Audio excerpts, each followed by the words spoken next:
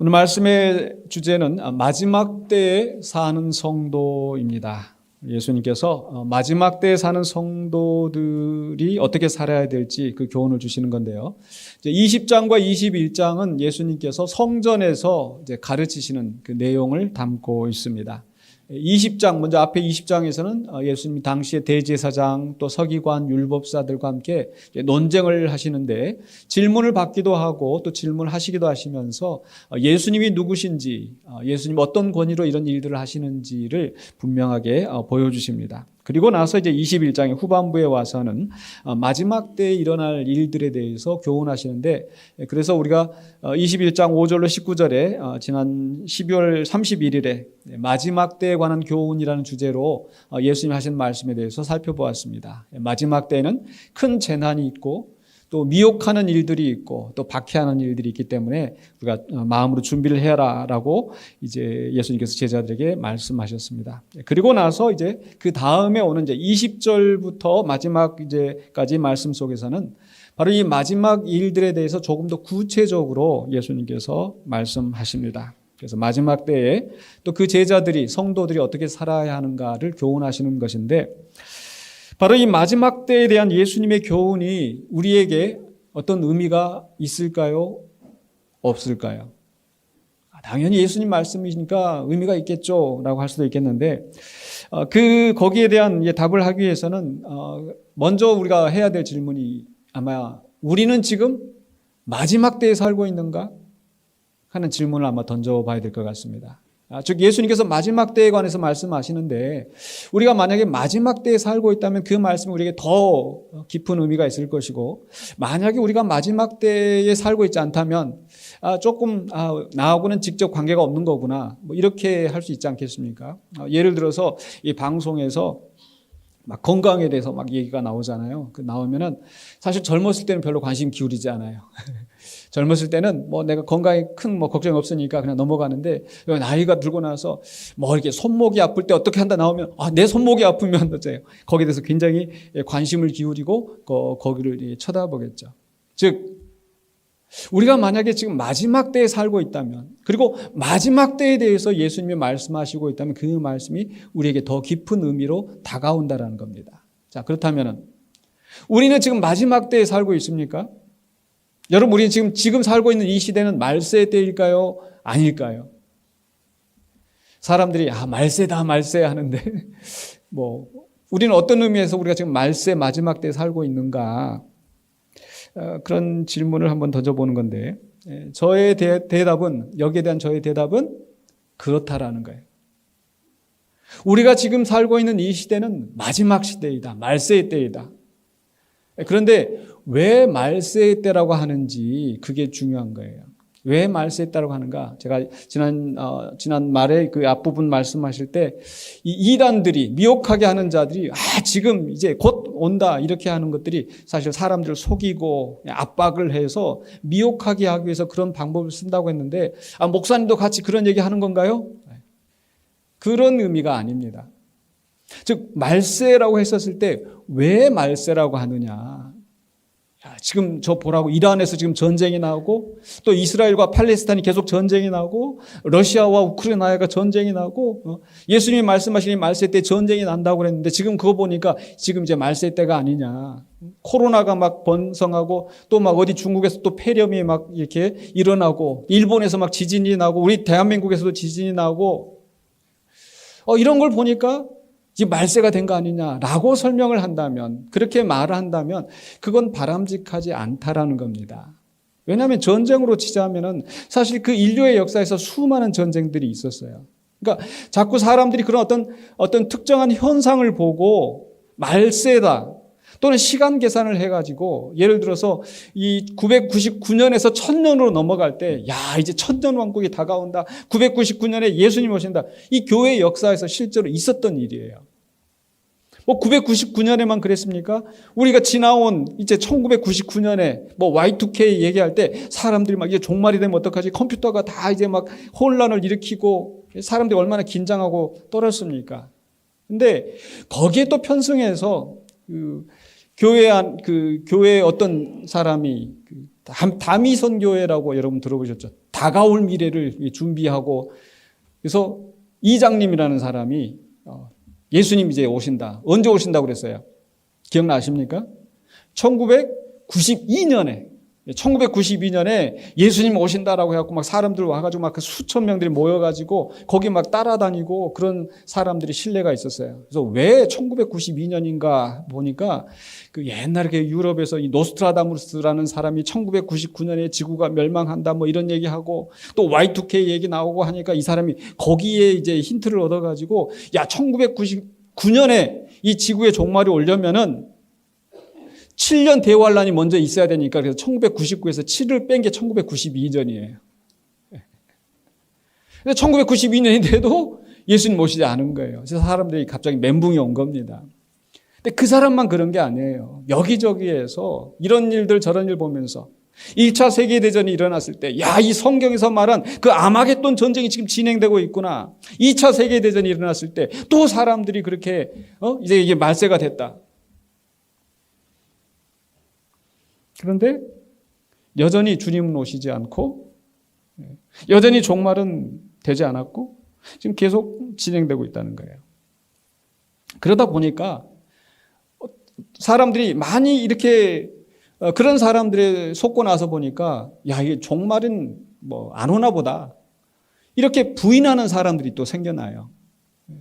근데 그런 사람들이 오랜 교회의 역사에서 이 인류의 역사에서 많은 그런 시행착오를 겪으면서 처음 생겨난 것이 아니라 이미 베드로후서 3장 4절에 보니까 어떤 사람들이 자기 욕심대로 살면서 하는 말이 그리스도께서 강림하신다는 약속이 어디 있느냐. 지금 이 모든 만물이 하나님이 창조한 때부터 그대로 유지되고 있다.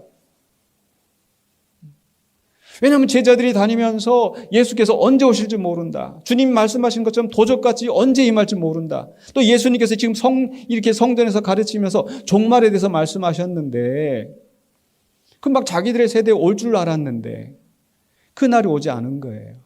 그러니까 사람들이 에이 종말이 아니야. 심지어는 그런 것을 보면서 실제로 교회 역사에서도 많은 사람들이 그 예수님의 그 예언이 이루어지지 않았다는 것을 가지고 예수님을 부인하는, 예수가 그리스도 되심을 부인하는 사람들이 생겨나는 거예요. 실제로 이 사람들이, 그 사람들이 하는 말이 예수도 사실은 다른 많은 사람들처럼 그렇게 착각을 하고 하나님의 나라가 종말이 곧 올 것처럼 생각을 했다. 그게 때가 안 되니까 자기가 십자가에서 죽으면은 바로 그 종말이 올 거라고 생각을 했는데 그게 오지 않았다라고 하면서 예수님과 하나님의 역사에 대해서 총체적으로 부인하는 그런 사람들이 생겨난다는 거죠. 그럼 우리는 어떻게 생각을 해야 되는가? 한편으로 그렇게 시한부 종말론자들이 하는 것처럼 어떤 특정한 날을 정해놓고 어떤 특정한 현상 때문에 야 지금은 말세의 때다 아니라는 거예요. 그렇다고 해서 그냥 야 시간이 계속 반복되니까 여전히 그냥 이대로 끝까지 갈 거야. 그것도 아닌 겁니다. 그렇다면 어떤 의미에서 우리는 말세의 때를 살고 있는가? 아마 이렇게 이해를 하시면 좀 이해가 되지 않을까 싶습니다. 예를 들어서 우리는 이 연말이다라고 하면은 연말이 언제 옵니까? 12월 달에 오잖아요. 그러니까 1월, 지금 1월 이제 둘째 주가 됐어요. 이제, 1년에 52주니까 연말이 오려면 한 50주가 더 남은 거예요. 그러니까 우리는 이게 해가 뜨고 해가 지고 달이 가고 이렇게 하면서 차츰차츰 해서 연말이 오는 거예요. 그러나 성경에서 말하는 종말은 마지막 때라고 하는 것은 그렇게 기계적으로 시간이 차서 오는 것이 아니라 하나님이 계획하시고 진행하시는 그 일들이 이루어졌을 때, 즉 하나님의 뜻에 합당한 때가 되었을 때 그게 바로 종말의 때라는 겁니다. 그래서 성경에서 이 성경 헬라어에서 카이로스라는 단어가 있고 크로노스라는 단어가 있는데 크로노스라고 하는 것은 이렇게 기계적으로 시간이 되는 그것을 말하고 카이로스라는 것은 그 모든 것이 완성이 되었을 때 그때가 바로 때가 참에라고 말씀하시는 거예요. 예를 들면 이런 거 우리가 좀 단풍 갈 때 있잖아요. 단풍, 지금쯤 단풍이 됐다. 자, 작년에 보니까 10월 말이니까 여기 단풍이 들었더라. 그래서 금년에 10월 말에 가면은 단풍이 들어있을 때도 있지만 들어있지 않을 때도 있잖아요. 왜 그렇습니까? 야, 이때쯤 가면 꽃이 핀다더라 해서 꽃이 핀다고 해서 그때 작년에 이맘때, 재작년 이맘때 가보니까 꽃이 안 필 때가 있어요, 없어요? 있어요. 그러니까 이 꽃이 피는 것은 그냥 날짜가 되니까 자동적으로 야, 오늘은 4월 1일이지 이제 동백꽃이 4월 1일이 아니죠. 하여간. 네. 그러니까 꽃은 그 날짜 시간에 맞춰서 피는 게 아니잖아요. 언제 피는 거예요? 그 일조량이나 온도나 이런 게 맞을 때 꽃이 피는 거예요. 그러니까 하나님의 종말이라고 하는 것은 이게 시간이 돼서 이제 종말 시계 보니까 이제 하나님이 종말 할 때가 됐다. 예수님 향해서 너 이제 가라. 이렇게 하시지 않는단 말이에요. 하나님이 계획하시고 진행하시는 구원의 역사가 이루어졌을 때 바로 그때가 오는 거예요. 그래서 그때가 언제인지 우리는 알지 못하는 겁니다. 그래서 마치 그 나무 조각 가지고 이렇게 장난감처럼 하는 게 있잖아요. 그 도미노 아시죠? 도미노 이렇게 나무 조각들을 이렇게 여러 개 세워놔가지고 그렇게 이제 앞에 툭 떨어뜨리면 툭툭툭툭툭 이게 넘어지면서 마지막까지 딱 넘어지잖아요. 이건 도미노인데 이게 우리가 말한 그 시간인 거예요. 연말이라는 거예요. 근데 이 도미노 말고 젠가라는 거 혹시 해보셨어요? 젠가라는 것은 그 나무 조각들을 이렇게 탑처럼 이렇게 쌓아가지고 그래서 하나씩 빼고 이렇게 돌아가면서 빼다가 어느 순간에 그 균형이 흐트러지면은 와르르 무너지는 겁니다. 이건 언제 무너질지 모르는 거예요. 하나님의 종말이 그러합니다. 성경에서 말하는 종말이 언제 그 정해진 시간이 차서 그때가 오는 게 아니라 언제 그 종말이 이루어질지 모르는 거예요. 즉, 이 종말은 하나님이 계획하시고 일하시는 그 구원의 역사가 완성되어질 때 오는 것이라고 그랬는데 그 구원의 완성은 언제 이루어지는가? 이미 한번 이루어진 적이 있죠. 언제 이루어졌을까요? 성경에서 예언된 구원의 역사가 이루어진 것이 바로 예수 그리스도가 이 땅에 오심으로 구약 성경에서 창세기에서부터 그 예언되었던 바로 그 구원의 역사가 예수 그리스도의 오심으로 말미암아 성취되어진 거예요. 그래서 그때부터를 우리는 마지막 때라고 하는 겁니다. 최종판이라는 거예요. 예를 들어서 우리가 지금 여러분 스마트폰 가지고 계시는데 여러분 스마트폰 갤럭시 지금 몇 가지 지금 나와 있나요? 애플폰 가지고 이렇게 별로 그렇게 관심 없으신 분도 있으시겠지만 어떤 사람들은 이거 신상품 나왔다고 하는데 이게 왜 그렇습니까? 옛날 거보다 더 개발돼서 좋은 게 나오는 거예요. 자, 그럼 2000년 전에 예수님께서 오셨는데 그 예수님 가지고는 이제 좀 안 되니까 좀 현대에 맞게 이제 뉴 버전 21세기 예수님을 하나님이 지금 보내셔가지고 새로운 구원의 역사를 일으키실까요? 아니면은 2000년 전에 오신 예수님이 완전하신 분이실까요? 2000년 전에 오신 그분이 하나님의 아들이신 그분이 완전하게 하나님이 계획하신 구원의 역사를 이루신 거예요. 그때가 최종판인 거예요. 그리고 다시 이제 그 예수님이 다시 오시는 겁니다. 하나님 나라를 완성하시려고.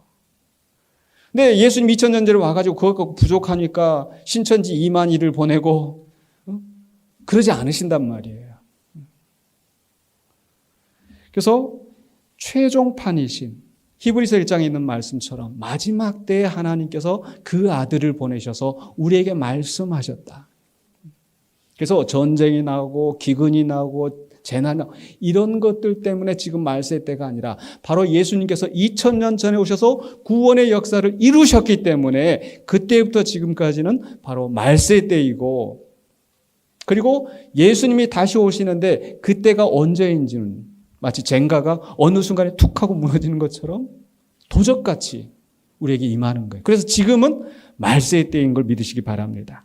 그래서 오늘 예수님께서 하시는 말씀이 바로 말세 때 무슨 일이 일어나는지 어떻게 살아야 되는지 이것이 우리에게 굉장히 중요한 교훈으로 다가오는 겁니다.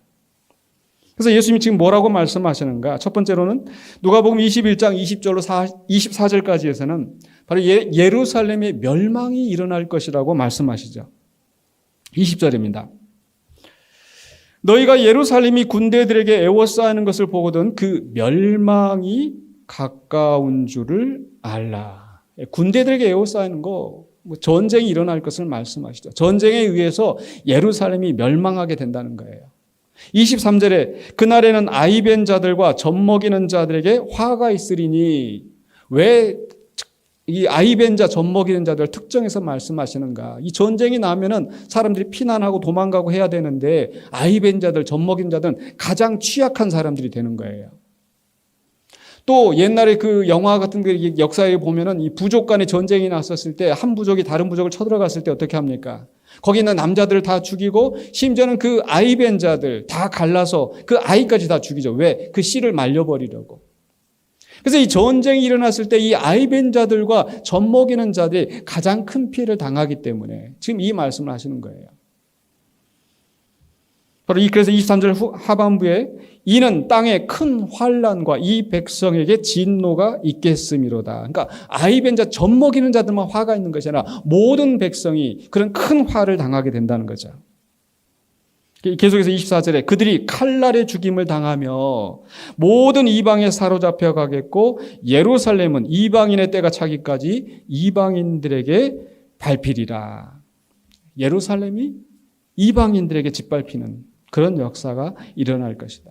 이것도 앞에서 예수님께서 21장 5절로 6절에 말씀하셨죠. 사람들이 그 성전의 이 돌을, 그 성전의 벽을 보면서 그 장식들을 보면서 감탄하고 있을 때 예수님께서 하신 말씀. 이 성전의 돌 위에 돌 하나가 남지 않을 정도로 다 무너질 것을 말씀하셨죠.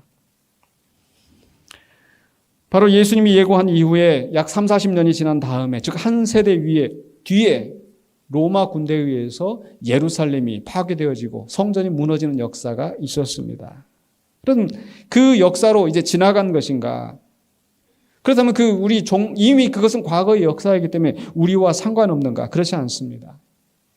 예루살렘의 멸망을 왜 예수님께서 지금 예고하시는가? 그것이 우리에게 어떤 의미가 있는가? 그 의미를 우리가 이해하려면 바로 이 예고와 관련해서 예수님이 무엇을 명령하시는가? 예루살렘이 멸망할 것이다. 그러니까 어떻게 하라고 말씀하세요? 21절에 그때 유대에 있는 자들은 산으로 도망갈 것이며 성내에 있는 자들은 나갈 것이며 촌에 있는 자들은 그리로 들어가지 말지어다. 멸망의 자리에 함께 있지 말라고 하는 거죠. 왜냐하면 더 이상 그 예루살렘이 거룩한 성이 아니고 예루살렘이 하나님의 보호하심을 받는 것이 되지 못한다라는 겁니다. 이 당시에 이 말씀을 듣고 있던 이스라엘 사람들은 우리 구약 성경 시편 46편이나 또는 48편, 87편 이 시온 그 시라고 하는 그 시에서 나타나는데 바로 하나님이 예루살렘에 임재하시고 예루살렘이 큰 왕이시기 때문에 이방인들이 아무리 쳐들어와도 산이 요동하고 바닷물이 뛰놀더라도 그 성은 안전하다라고 믿는 게 이 시온 신학이고 그 시온 신앙이었었어요. 그런데 이 마지막 때에 더 이상 그 예루살렘이 피난처가 되지 못한다는 겁니다. 왜 그렇습니까? 하나님이 약해지셔서 그럴까요? 왜 예루살렘이 멸망하고 왜 성전이 무너집니까? 그것은 22절에 이렇게 말씀하시죠. 이 날들은 기록된 모든 것을 이루는 무슨 날이다? 징벌의 날이다. 그러니까 예루살렘이 멸망하는 것은 하나님이 잘못해서가 하나님이 약해져서가 아니라 하나님이 예루살렘을 심판하시고 징벌하시는 거예요. 왜? 그들의 죄악 때문에. 이런 예루살렘의 멸망에 대해서는 이미 구약의 선지자들을 통해서 이사야를 통해서 예레미야를 통해서 많은 선지자를 통해서 말씀하셨고 그 일들이 역사적으로 이루어졌습니다. 그리고 예수님께서 다시 지금 이 성도들을 향하여서 또 우리들을 향해서 말씀하시는데 그럼 어떤 의미가 있을까? 저는 이런 생각이 들었습니다. 즉 예루살렘이 그 종교의 중심지, 정치의 중심지이지만 결국 그들이 부패하고 타락하여서 하나님의 심판을 받게 되는데 거기에 의존하여서 거기에 야합하여서 거기에서 뭔가 구원을 얻을 수 있는 것처럼 착각하지 말고 거기에서 나오라는 겁니다. 마치 소돔과 고모라가 롯이 그 소돔과 고모라를 선택했던 것은 그것이 정말 휘황찬란하고 정말 하나님의 동산 같고 그런데 정작 가보니까 거기는 부패와 포악과 온갖 죄악들이 가득하여서 결국 하나님의 유황불로 심판을 당하는데 거기서 나오라. 근데 어떤 이들은, 롯의 사위들은 농담처럼 여기고 나오지 않고, 롯의 아내는 그 소돔과 고모라 그 유황불에 타고 있는 그것을 바라보면서, 미련을 가지고 바라보면서 결국 소금 기둥이 되지 않았습니까? 아무리 세상에서 좋아 보이고 어떤 권세를 가지고 있는 그곳이라 할지라도 거기에 휩싸이지 말고 성도들을 향하여서 이 세상 풍조에, 거짓 종교에 휩싸이지 말고 믿음을 지키라고 말씀하시는 게 바로 예루살렘의 멸망을 예고하시는 예수님의 교훈의 핵심인 줄로 믿습니다. 두 번째로는 뭘 말씀하시나요? 25절로 28절에서는 바로 하늘의 징조와 온 세상에 재난이 있을 것을 말씀하십니다. 25절에 1월 성신에는 해와 달과 별에 징조가 있겠고, 땅에서는 민족들이 바다와 파도의 성난 소리로 인하여 혼란한 중에 곤고하리라. 앞에서도 21장 9절에서 난리와 소요의 소문이 있을 것이다. 11절에 지진과 기근과 전염병 등 무서운 일들이 있을 것이다. 하늘의 징조가 있을 것이다. 다시 한번 말씀하시는 거예요. 즉 이 종말의 이 심판은 단지 예루살렘의 이스라엘의 어떤 특정한 지역만 아니라 오늘 예수님께서 그 뒷부분에 이 35절에 말씀하신 것처럼 온 지구상에 거하는 모든 사람들에게 범세계적으로 온 우주적으로 격변을 가져온다는 거예요. 그런데 그 미혹하는 자들은 언제 예수님 강림하신다. 안식교에서도 그런 일들이 있었어요. 언제 주님 오신다라고 예언해가지고 사람들이 거기 막 몰려들어가지고 여기만이 살 길이다라고 모여들었는데 정작 그때가 되었는데 예수님 오시지 않은 거예요. 그랬더니 거기서 하는 말이 뭐예요? 아, 예수님이 지금 공중에 재림해 계신다. 아니요. 오늘 우리 교동문에 있는 것처럼 하늘을 가지고 강림하시는 그 하나님의 임재하심. 예수님이 임하실 때 그런 놀라운 일들이 벌어진다라는 겁니다. 바로 온 세상의 창조주신, 단지 이스라엘의 하나님이 아니라 예루살렘의 하나님이 아니라 온 세상의 주인이신 그 하나님께서 온 세상을 심판하시는 것이기 때문에 큰 역사가 일어나는 겁니다. 그런데 이런 일들이 일어날 때 또는 일어난다고 할 때 사람들의 반응은 어떠할까요? 어떻겠습니까? 26절에 나오죠. 사람들이 세상에 임할 일을 생각하고 무서워함으로 기절하리니 이는 하늘의 권능들이 흔들리겠습니다. 지금 우리는 뉴스로만 어디서 지진 났다더라, 큰 쓰나미가 왔다더라, 이게 뉴스로만 보니까 그렇게 실감이 안 나는데 직접 지금 우리 눈앞에서 이런 일들이 벌어지고 있다고 생각하면 얼마나 놀랍겠습니까? 얼마나 무섭겠습니까?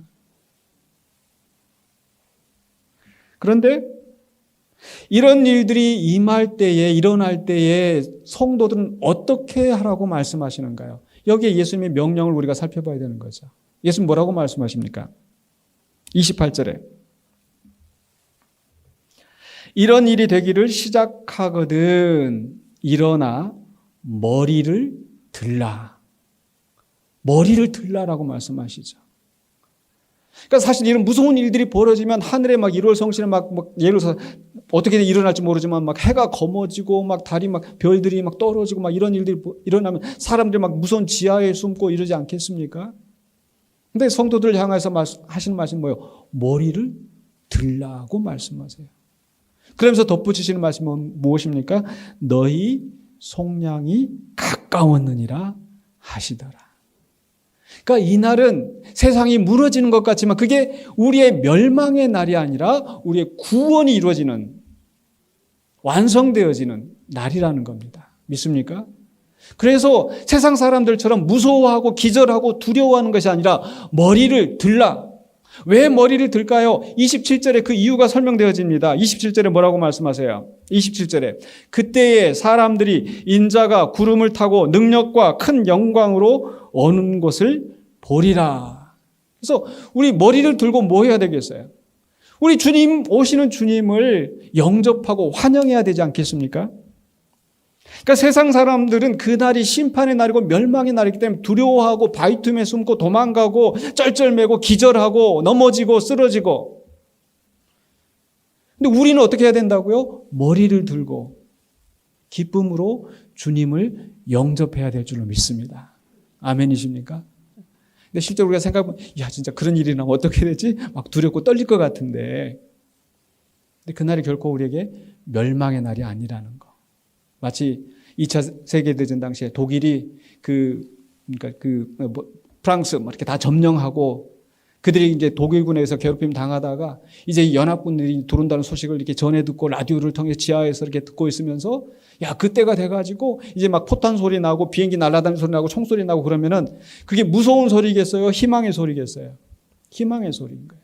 그래서 그 연합군이 들어온 걸 보면서 사람들이 나와가지고 야 이제 살았다라고 만세를 부르는 것처럼 바로 우리는 그 멸망의 날, 무너지는 날, 세상이 무너지는 날 같지만 그 속에서 우리는 우리를 구원하시는 예수님을 바라보면서 우리 김 장로님이 기도하신 것처럼 마지막 날을 사모하며 그 사명을 감당하는 우리가 되어야 될 줄로 믿습니다.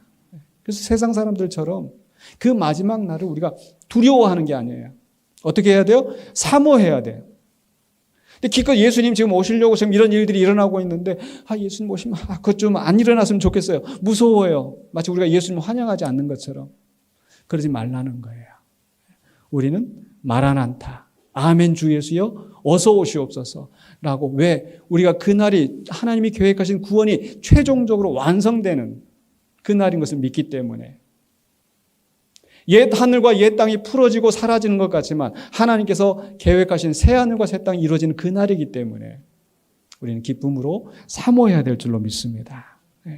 그래서 베드로후서 3장 12절로 13절에 하나님의 날이 임하기를 바라보고 간절히 사모하라고 말씀하셨어요. 간절히 사모하라.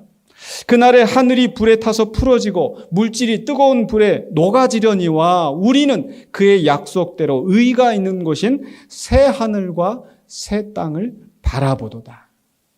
우리는 새 하늘과 새 땅을 바라보는 성도인 것을 기억하시기 바랍니다. 그래서 우리는 주님을 사모하며 기다리는 성도들이 되어야 될 줄로 믿습니다. 그러면서 세 번째로 29절로 33절에서는 예수님께서 나무에 싹이 나서 이 시절이 이르렀다는 것을 그 비유로 말씀하십니다.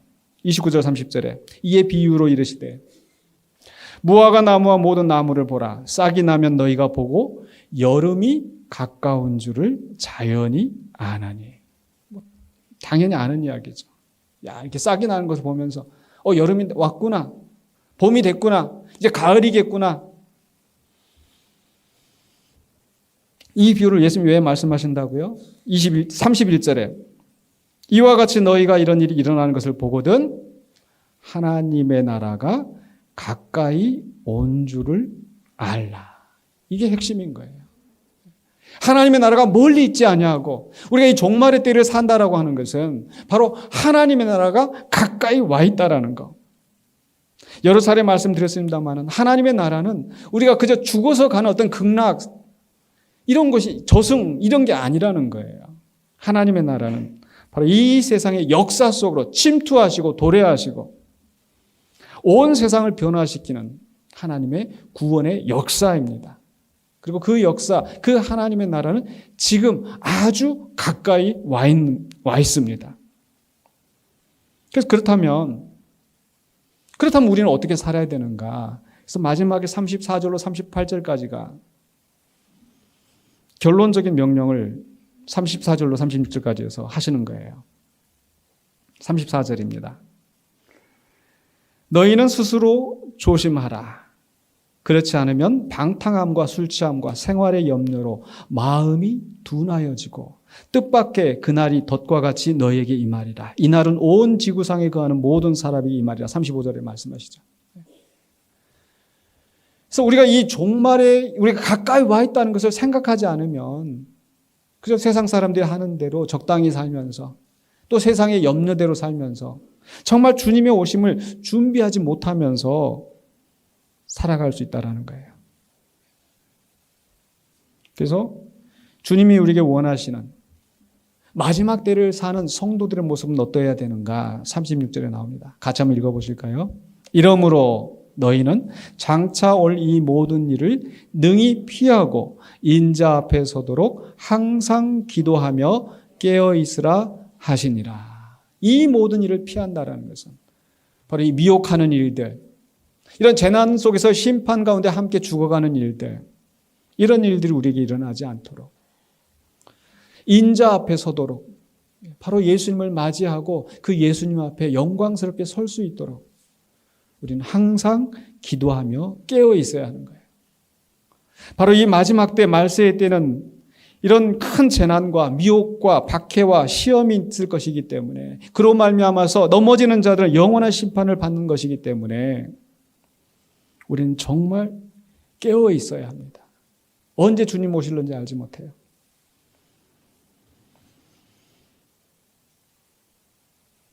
저는 이런 생각도 해봤습니다. 마치 여러분 그 절벽에 이 낭떠러지를 갈 때 여러분은 그 어떠시던가요? 아마 그런 사진들 아마 보신 적이 아마 있으실 거예요. 이 절벽에 이렇게 가면은 그 길 갈 때 여러분 어떠실 것 같아요? 지금 우리의 모습이 이러합니다.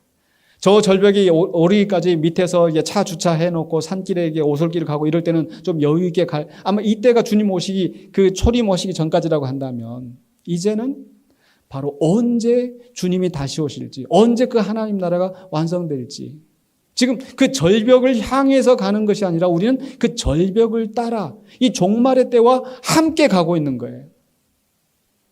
그럼 그 절벽길을 가고 있을 때 밑에서 그냥 우리 산에 처음 올라올 때처럼 이야기하고 막 또 이제 가니까 산에 가니까 이럴 때 또 한 잔 마셔야 된다라고 하면서 그렇게 갈 수 있겠어요? 없단 말이에요. 정신 차리고 무슨 위험한 일이 일어나지는 않는지, 이 길 마지막 끝에 주님을 만나게 되는데 미혹에 빠지지 않도록, 넘어지지 않도록 우리는 깨어서 기도하며, 그리고 우리의 사명을 감당하며 주님 오시는 그날까지 이 길을 가야 될 줄로 믿습니다. 오늘 예수님께서 우리의 말세 때 우리가 어떻게 살아야 할지 바로 이 말씀을 기억하시면서 우리가 주님의 날을 사모하면서 또 우리에게 주신 사명을 감당하면서 또 주님 앞에 영광스럽게 서는 우리 모두가 되시기를 주의 이름으로 간절히 축원합니다. 기도하겠습니다. 거룩하신 아버지 하나님, 은혜를 감사합니다.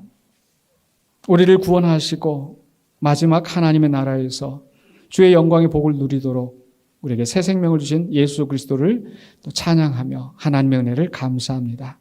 그러나 이제 마지막 때에 살아가는 우리들이 이 세상의 미혹함과 또 세상의 유혹과 세상의 쾌락에 빠지는 자가 되지 않게 하여 주시고 온전히 주님의 날을 사모하면서 어떤 어려움과 시험이 있다 할지라도 넘어지지 않고 또 안일함 속에서 세상의 염려와 유혹에 또 빠져서 주님의 날을 멀리하는 자가 되지 않게 하여 주시고 주님이 주신 사명 온전히 감당하며 주께 영광 돌리는, 그리하여 주 앞에 영광으로 서게 되는 우리 모두가 되게 하여 주시옵소서. 예수 그리스도 이름으로 기도하옵나이다. 아멘.